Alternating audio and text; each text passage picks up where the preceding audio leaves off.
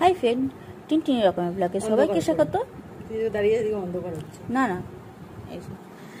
আজ দেখাচ্ছি raisin art. আগেও দেখিয়েছিলেন জবা ফুল দিয়ে, আবার দেখাচ্ছি এটা কানের হচ্ছে, কিভাবে করা হচ্ছে সেটা আমি ওখানে দেখিয়েছিলাম।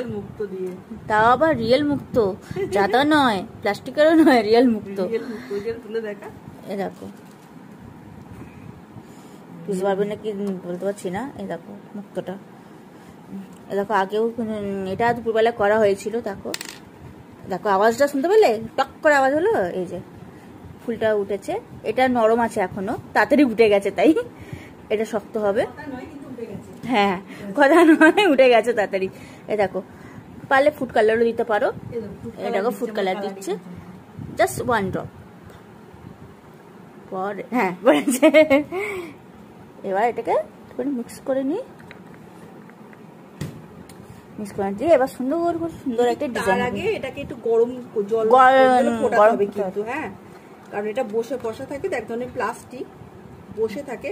গরম জল করে এটা নরম হয়ে যাবে, তখন এই কাজটা করতে পারবে। এই যে ফুড কালার বলে না, বিভিন্ন ধরনের ইয়ে তৈরি করছে নারকেল কালার দিয়ে, কোনো শক্ত জিনিস না, ওসব কিছু লাগেও না।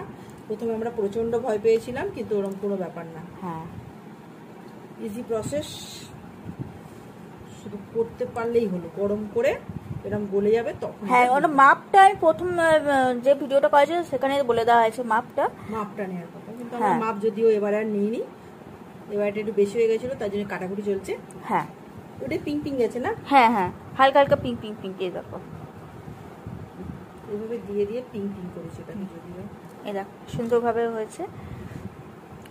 ভালো লাগলে লাইক কমেন্ট শেয়ার করবেন, সাবস্ক্রাইব করবেন। বানাবে খুব সহজ জিনিস, খুব ইজি, ভয় পাওয়ার কিছু না। আচ্ছা, এই যেটা দেখছো এটা আমাদের কেক বেকিং এর সাথে এসেছিল বোধহয়। হ্যাঁ, কেক বেকিং এর সাথে এসেছিল।